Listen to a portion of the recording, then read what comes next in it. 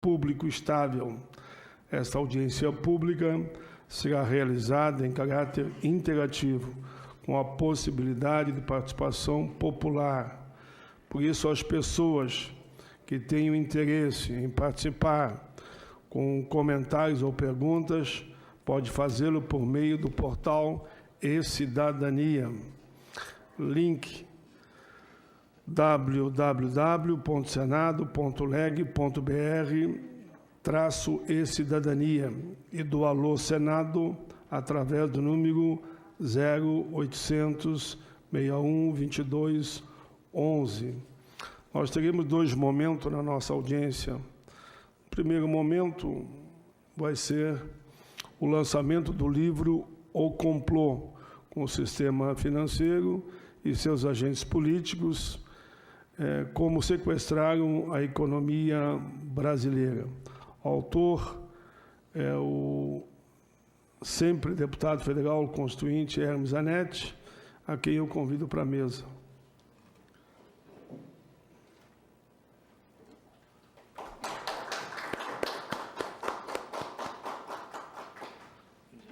Bom dia. Pode usar esse microfone.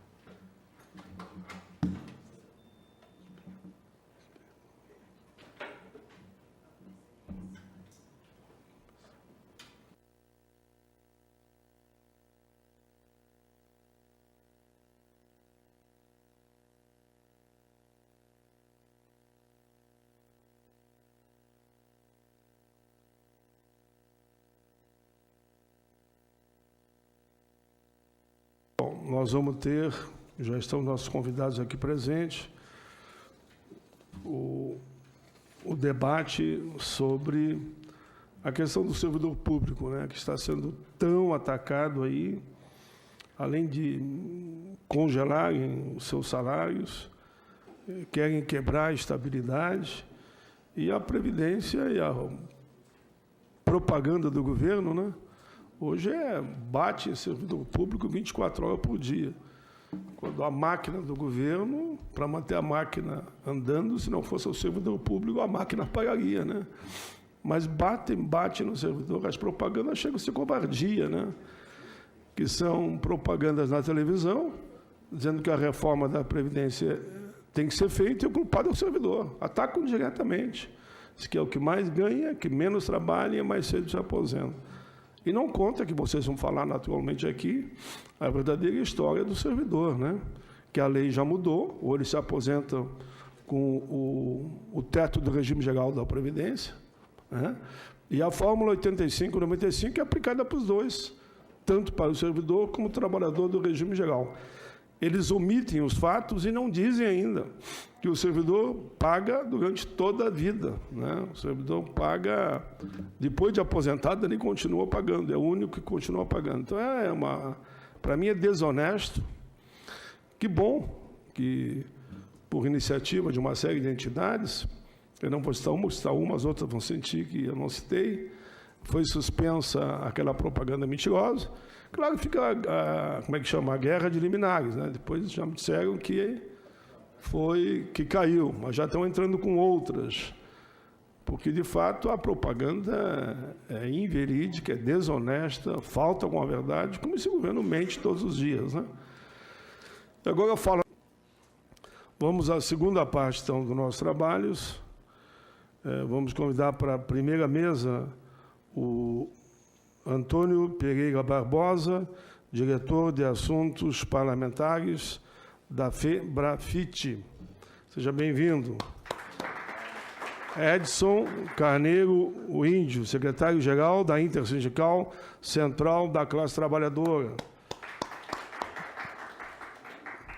Convidamos também Euclênis Pereira da Silva, presidente do Sindicato dos Agentes Federais de Execução Penal do DF. E convidamos Alfredo Maranca, presidente do Sindicato dos Agentes Fiscais de Renda do Estado de São Paulo, Senafresp.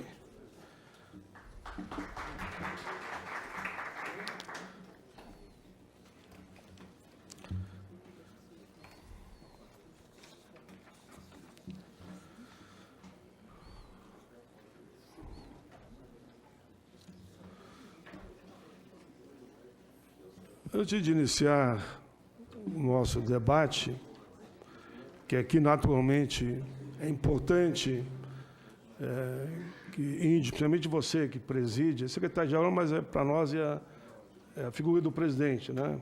Só muda o nome, que preside uma central, que é a Intersindical, secretário-geral da Intersindical, que é correspondente ao presidente da central.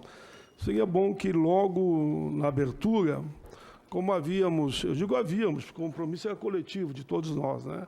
Marcado greve geral para amanhã, né? Dia 6, e as centrais reunidas em São Paulo contra a reforma da Previdência, pelo que eu entendi, e depois que me falaram, eu falei nesse sentido, transformaram num dia de mobilização. É importante que a gente tenha esse esclarecimento para todo o povo brasileiro, já que estamos aqui ao vivo. Eu vou tomar a liberdade, eu escrevi, em nome da CPI da Previdência, um artigo que saiu hoje no Jornal O Globo. Claro que eles fizeram também meio contraponto, né? Deu a visão do editorial do Globo, que eu posso discordar mais a respeito, mas também saiu o meu ponto de vista como presidente da CPI.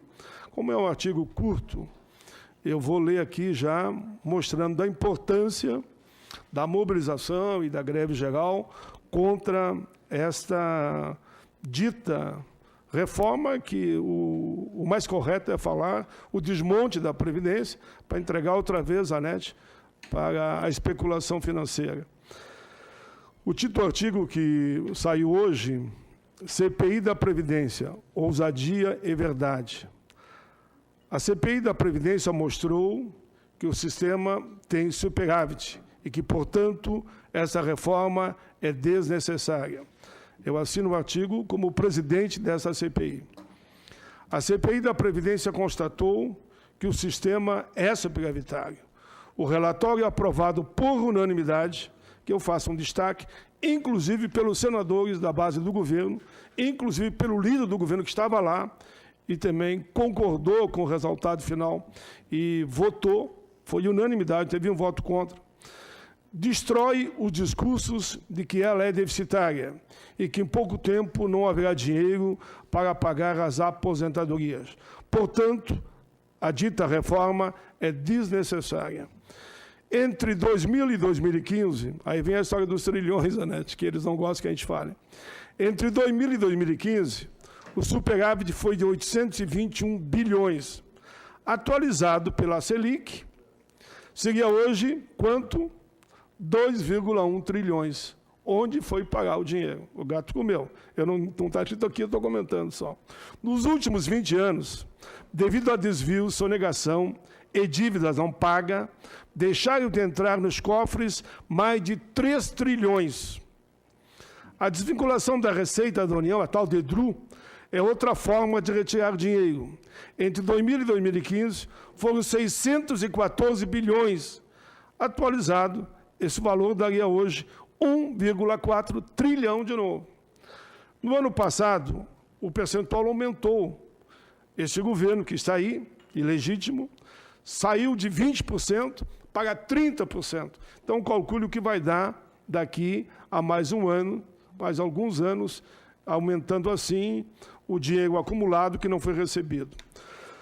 O TCU, só o TCU, estima que a perda em fraude e sonegação, ali é um negócio de carteira de trabalho assinada e sonegada, enfim, aqui é pouca coisa, eu digo que é pouco perto dos ladrões que tem aí. É de 56 bilhões por ano. A CPI, assim mesmo, chegou à conclusão que isso atualizado daria no mínimo 115 bilhões por ano só, depois teria que aplicar o juro. Segundo o estudo apresentado à comissão, a sonegação também decorre da falta de registro de empregados assalariados. Só em 2014, ali sumiu 41 bilhões que trabalham, mas o empregador não recolhe por hipótese nenhuma. Mas tem outro que é mais brabo, mais grave ainda. Apropriação indébita, aquilo que o empregador desconta do salário do trabalhador e não repassa. Cada 4 anos, correspondente a 125 bilhões. Na média é de 30 bilhões por ano. A apropriação indébita foi, nos últimos 4 anos, de 125 bilhões. que o empregador, aqui eu escrevo, por parte dos empregadores que cobram do trabalhador e não repassam a Previdência. Há também as sonegações. Nos últimos 10 anos, mais do que triplicaram, chegando a 143 bilhões em 2016, contra 45 bilhões em 2007. Tudo dados oficiais, só foram atualizados. O tal de Refis é um programa governamental para parcelar as dívidas tributárias. Com esse programa, a arrecadação espontânea das contribuições para a Seguridade despenca em 27,5 bilhões por ano. Só com a MP 783 aprovada agora, nos próximos 3 anos, nós vamos perder 543 bilhões. Os problemas da Previdência são má gestão e administração, falta de fiscalização, cobrança de devedores e sonegadores, anistia, corrupção e, principalmente, que todo o dinheiro arrecadado não seja utilizado para outros fins. Dinheiro da Previdência tem que ficar na Previdência. Mas a CPI, além de identificar os problemas, também faz sugestões para aperfeiçoar o sistema. Primeiro, extinção da DRU, que tirou um tri, praticamente quase um tri e meio. Compensação em relação aos benefícios sociais, revisão de benefício de prescrição. Sabia que prescreve aos 5 anos? Eu chamei lá os 5 maiores devedores de todos os setores, dos bancos, das grandes empreiteiras, dos grandes empresários, enfim, todos os setores. O que ele dizia? Devo, não nego, não pago, estou esperando um novo refis, ou senão daqui 5 anos caduca, eu não pago nada. Aí nós botamos que, em vez de ser 5 anos, fosse pelo menos 15 anos. Alteração e ampliação do teto. Por que isso? Todo trabalhador diz, não, eu posso me aposentar com até 10 salário mínimo. Não é verdade. Hoje se aposenta com 3, 4 no máximo. Se fosse 10, nós estamos dizendo que teria que ser, então, o teto de 10. Acima disso, cada um vá para a Previdência privada. Só cumprir o que manda a Constituição, que é 10 salário mínimo. Eles criaram o tal salário mínimo de referência, hoje virou menos que 5 salário mínimo. Revisão das anistias, que estão toda hora dando anistia para os grandes devedores. E parcelamento de crédito, revisão do modelo atuarial para ter clareza de receita e despesas de auditoria de dívida pública. Eu vou dizer algo aqui que os funcionários da Receita Federal disseram lá. Mas vou dizer aqui, acho que nem entrou no relatório. Sabe por que eles disseram? Infelizmente, tem, no mundo dos grandes partidos, infelizmente tem que dizer isso, o camarada pega o dinheiro de certas empresas e diz, não paga a Previdência, me dá esse dinheiro para o Caixa 2, que lá na frente eu te faço o refis que é tudo pago. Foi dito lá, pelo Sindicato dos Profissionais da Receita Federal, os procuradores da Fazenda. Diz, olha, eu vou dizer aqui, assumo a responsabilidade. Só não peço que eu abro mais o jogo ainda. Veja onde chegamos e manda o trabalhador pagar a conta. A incompetência para colocar em prática um verdadeiro projeto de nação para o país, com desenvolvimento sustentável e respeito aos direitos sociais e trabalhistas, leva os governos a assaltarem cada vez mais a galinha dos ovos de ouro da União, a Previdência Social. A CPI é um divisor de águas. Os governos terão que beber dessa fonte. O seu resultado é de extrema importância para o aprimoramento da nossa democracia e cidadania.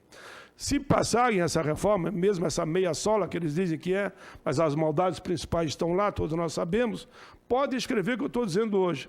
Daqui 2, 3 anos eles vêm com outra reforma, porque não estão atacando a questão da gestão, da fiscalização, da roubalheira e da sonegação.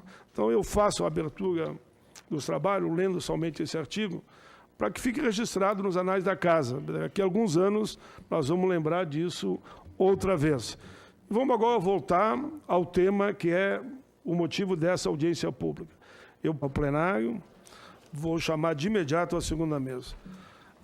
Dago Marcos Piffer, representante do Sindicato Nacional dos Funcionários do Banco Central.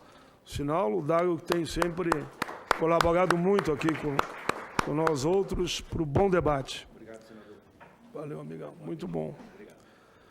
Francelino da Chagas Valença Júnior, diretor de Formação Sindical e Relações Intersindicais da Federação Nacional do Fisco Estadual e Distrital, FENAFISCO. Também colaborou com a CPI e os debates aqui que tivemos sobre esses temas. Magda Helena Tavares Chaves, diretora de Política, Acompanhamento de Proposições e Assessoramento Parlamentar do Sindicato dos Servidores do Poder Legislativo, Sindileges, que está sempre também mobilizado aqui. Ricardo Luiz Minucci Macedo, representante do Sindicato Nacional dos Servidores Administrativos do Ministério da Fazenda, Sindifazenda. E Marcelo Azevedo, diretor jurídico da Federação Nacional dos Policiais Rodoviários Federais. Essa é a segunda mesa. Uma salva de palmas também para o Alfredo aí. Eu quero só insistir que iniciamos a 11ª semana de valorização da pessoa com deficiência. Está começando de 4 a 7 de dezembro, e uma das atividades vai ser a reunião, audiência pública de amanhã, debater os avanços e ações implementados pelos órgãos em defesa da acessibilidade, presença de representantes de órgãos públicos com molde de implantação e acessibilidade, 5 de dezembro, horário das 9 às 12 horas, local plenário 7, Ala Alexandre Costa, Senado Federal. Aí teremos, depois, todo dia teremos uma audiência tratando desse tema.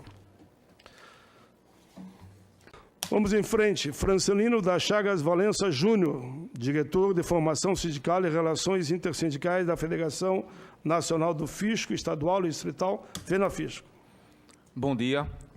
Saudar o senador Paim, mais uma vez, mais uma segunda que nós estamos aqui debatendo, a primeira das segundas. Saudar os demais colegas que estão aqui presentes. E essa semana, quando eu vinha para cá, contei que vinha discutir, debater esse assunto, numa segunda, aí uma pessoa da sociedade perguntou, segunda? E ali alguém trabalha? E numa segunda, alguém vai ali para o Congresso? Aí eu sorri, eu digo, parece uma piada. Eu digo, olha, vocês têm que conhecer os funcionários da casa, que estão de segunda a sexta. Tudo bem, são da casa. Às vezes tem 3 audiências públicas num dia aqui. Que são extremamente competentes, né, sem sombra de dúvida. E os parlamentares, como o senador Paim, que trabalham de segunda, eu acho que é a segunda, porque está aqui final de semana, está aqui à tarde, está aqui à noite, está pela manhã, é brincadeira. Então tem parlamentar que fez o senador Paim, que eu saúdo mais uma vez, que honram o nome da casa, trabalhando em prol da sociedade. As pessoas trabalham muito aqui. Isso é um serviço público, né? Estou aqui para atender o público.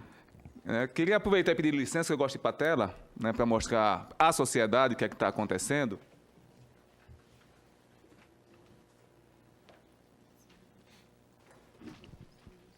E lembrar um fato, já que Dário estimulou um pouco, eu estava uma vez numa certa unidade fiscal e apreendeu uma mercadoria, valor significativo.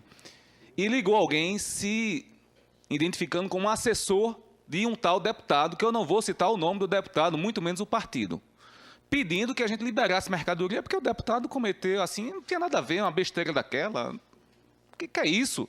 E o deputado ia agradecer muito, eu digo, sem problema algum. O deputado aqui não pede, manda. Manda ele escrever por escrito, o que é que ele está solicitando, determinando, porque eu, como simples servidor da auditoria, eu não posso liberar por nada, né? Está no sistema. Mas ele determinando, a gente resolve. Estou aguardando até hoje por escrito. Não mandaram. Mas se nós não tivéssemos uma estabilidade, eu poderia fazer isso, eu poderia me dispor com as pessoas que têm poder, inclusive, né, grandes empresários no país, com poder político, poder econômico, fica um pouco difícil, né? É inimaginável. Aqui, só rapidamente, eu vim para cá para mostrar, porque aqui está na lei 8.112, né, essas alterações, alguns dispositivos que permitem a demissão do servidor público estável. Que o pessoal alardeia por aí que não, o servidor público é estável, nunca pode ser demitido, entrou, passou num concurso, acabou, se não faz mais nada, é caldo de cana, praia, água fresca e água de coco. Isso aqui são alguns dispositivos que tem, né? Utilizar o cargo, gerência, atuar como carregador, junto a repartições, receber propina. Isso aqui deveria ser o servidor, não, né? Assim, muita gente deveria ser demitida se recebesse propina, né? A gente está aguardando aí que ocorra algumas demissões desse país. Inclusive, dizem que no parlamento aconteceu alguns casos vão sendo investigados. A gente espera realmente que isso, a sociedade cobre as demissões, entre aspas, dessas pessoas ou personalidades. Mais artigos, né, incisos aqui, aceitar comissão, emprego, praticar usura, forma decidiosa, utilizar pessoal recursos materiais da repartição. Aqui, Maranca falou um caso que o cidadão inadvertidamente usou o carro e foi demitido. E temos casos de pessoas que receberam milhões e parece que estão recebendo e continuam trabalhando, não é isso? O que é que está acontecendo com esse país? Os grandes corruptos permanecem e alguém que, de forma errada, lógico, tem que ser punido, mas com a demissão? Enfim, mas a demissão sim, né? São artigos demissionários. Mas, e aí, ó, era outro artigo do 812, é novo artigo, 132, crimes, abandono de cargo, inassiduidade, quer dizer, se você faltar, você é demitido, improbidade, incontinência pública. Até hoje eu não sei o que é conduta escandalosa, tá? Eu realmente não sei o que é conduta. Eu tenho dificuldade. Andaram ao lado do Temer, mano. O que é conduta escandalosa, eu não tenho ideia. Insubordinação grave em serviço. Então, são coisas que dão demissão. Vários artigos aqui. Eu vim para cá porque a sociedade veja que tem muitos artigos, né, incisos, pondo sobre a demissão do servidor público, a desmascarar de vez essa situação que o servidor público entrou, nunca pode sair sim. Ofensa física em serviço, né, aplicação irregular de dinheiro público, revelação de segredo. Aqui, isso aqui é interessante. Revelação de segredo da qual se apropriou em razão do cargo. Sabe o que é interessante? Lá no CTN tem uma coisa que fala de sigilo fiscal. E aí eu sempre critico. O auditor fiscal que tomar conhecimento de alguma empresa que trabalha irregular ou de algum empresário que está utilizando lavagem de dinheiro, corrupção, sonegação, se nós falarmos, nós somos demitidos. Eles continuam, mas nós somos demitidos. Quer dizer, tem coisas que são estranhas, são interessantes, mas protegem não a sociedade, protege algum interesse escuso da República. Corrupção, acumulação ilegal de cargos. Bom, eu vim para cá para vocês verem que a lista é ampla, não é pequena. Né? Porque quando se falou que tem que fazer a avaliação demissional para servidor, e nós chamamos de demissional, não é de desempenho. É mentira que é avaliação de desempenho. É uma avaliação com o intuito de demitir o servidor público. Se fosse de desempenho, aí eu daria palmas, mas é para demitir. Se não atingir, a gente demite. E se atingir? Manter o emprego. É um favor, né? Será? Bom. E aqui fala produtividade, qualidade que Dario já falou. Bom, enfim, e o período que é anual. Inicialmente ia ser cada 6 meses. Avançaram para anualmente. Bom, e aqui algumas críticas em relação à letra da lei mesmo, o dispositivo que está lá no projeto. E aí, primeiro aí. Relacionamento funcional, o aliado cria e mantém vínculos pessoais. Sinceramente, quando eu fiz um concurso público para ser auditor fiscal, quando alguém faz para ser policial, quando alguém faz para ser delegado, para qualquer função, ele não faz para ter vínculo pessoal com ninguém. Vínculo pessoal eu tenho com meus amigos, com as pessoas da minha família, posso criar eventualmente com alguém aqui, mas eu tenho um vínculo profissional, mas vou ser avaliado por meus vínculos pessoais. O que é isso? Eu vou ter que fazer o que com o chefe para ter esse vínculo pessoal com ele? O que é isso? Está lá nas avaliações que são aquelas 5 que tem que ser escolhidas, né? Tem que ser 5. Eu vou mostrar que a gente do FIS não se enquadra em praticamente nenhuma. Então, já sei que eu possivelmente corro o risco de ser demitido. Não só eu, como todos os autores fiscais, todos os policiais. Então, todo servidor público que trabalha em prol da sociedade corre sério risco de serem demitidos. Bom, vínculos pessoais, eu não entendo, né? Mas vamos lá, vamos no 2, vamos avançar. Eu sou ignorante, estou vendo coisa que não existe. Vamos avançar. Inciso 2 aqui. Foco no usuário e cidadão. O avaliado atende às necessidades do usuário e cidadão com confiabilidade. Espera aí, o cara entra numa favela, com um fuzil, prende um marginal, um traficante, e aí depois vai ser perguntado se ele atendeu o cidadão, o usuário. Aí o traficante vai dizer como ele foi bem atendido. É isso? Eu autuo uma empresa que está sonegando milhões. Aí depois aquele sonegador vai dizer se foi bem atendido e se foi confiável a relação que teve conosco. Está aqui, nesse 2, a gente já tem dificuldade de se enquadrar. Vamos para o 3º. Inovação. O avaliado propõe ideias aplicáveis às situações. Inovação.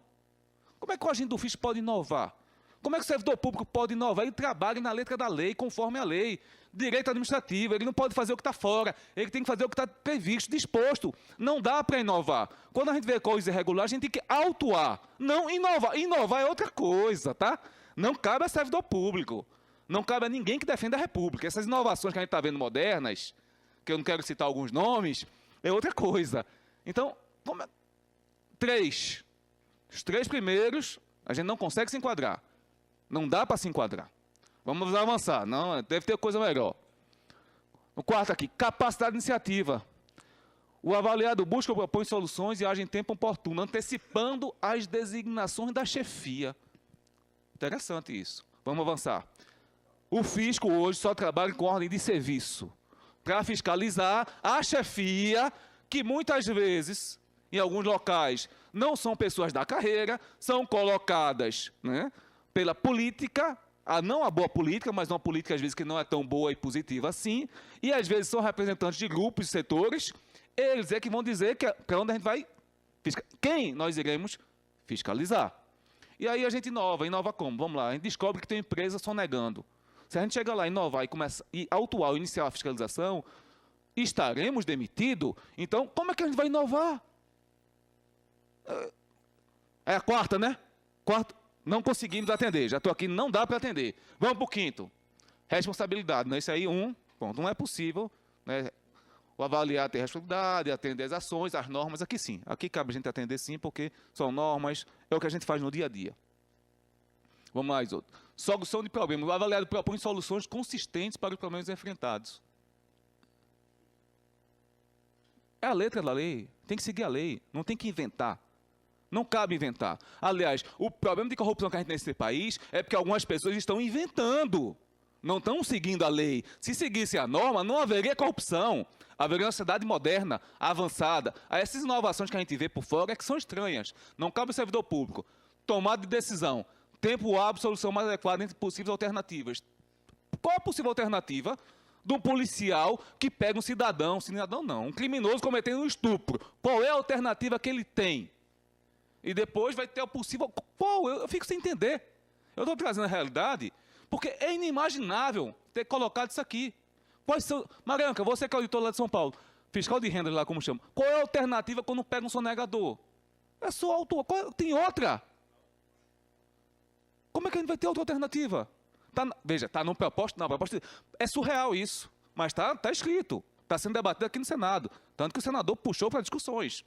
A aplicação do conhecimento. Vamos lá. Veja, a gente não consegue se enquadrar em praticamente nenhuma. O avaliado aqui aplica oportunamente o conhecimento adquirido para desempenho pessoal e da equipe. Se eu não sou chefe, se eu não for gerente, eu não tenho que aplicar para a equipe. E segundo, pessoal... Para o meu conhecimento pessoal, se fosse profissional, mas pessoal, o que é que estão querendo com essa norma? Estão buscando o que aqui? O que é que está se construindo? Tem razão? Tem. Nós sabemos qual é a razão. Mas é absurda, são pontos absurdos. É por isso que ninguém vai debater.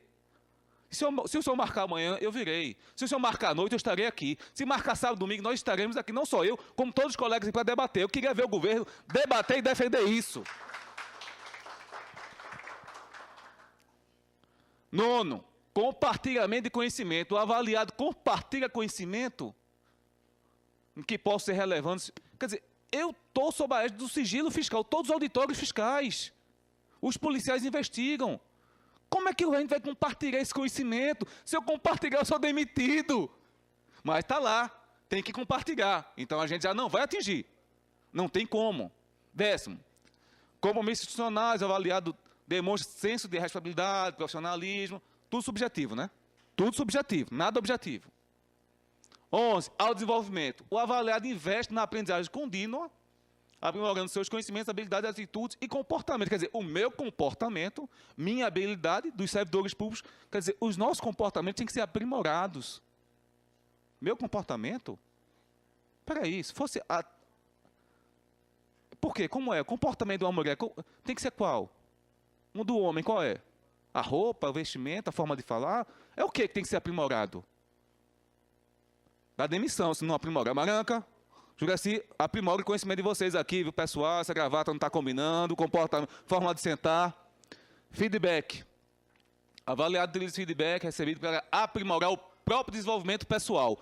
Mais uma vez, desenvolvimento pessoal. Que poder republicano é esse? Que país é esse? Que projeto de lei é esse que quer que a gente aprimore o pessoal? Pessoal, faça o que eu quiser. Eu vou à praia, eu tomo uma taça de vinho, né, eu estudo, é pessoal. Me relaciono e faço o que eu quiser. Mas, a partir daqui, eu poderia ser demitido.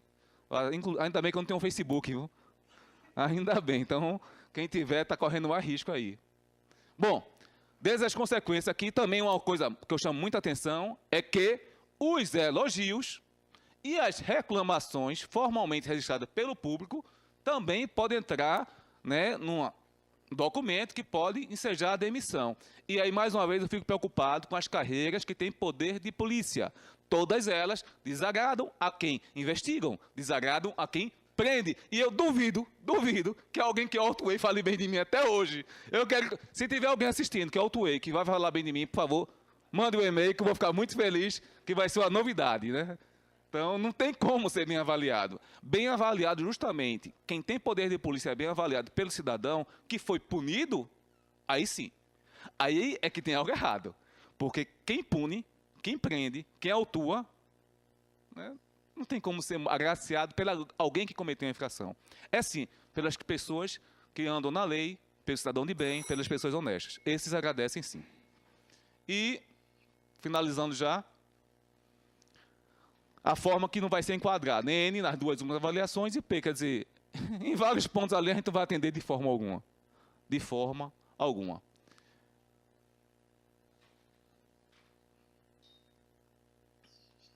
Bom, em uma frase de Gaston Bachelard aqui, o real não é nunca aquilo em que se poderia acreditar, mas é sempre aquilo em que deveríamos ter pensado. Temos que pensar o que é que está por trás desse projeto de lei. A quem interessa. E aproveitar a oportunidade, senador, me permita, para convocar, mais uma vez, as entidades, servidores públicos, privados, as pessoas, para o ato público que vai ocorrer amanhã. E também mostrar a nossa surpresa com algumas centrais sindicais que resolveram dar um recuo para avançar no futuro.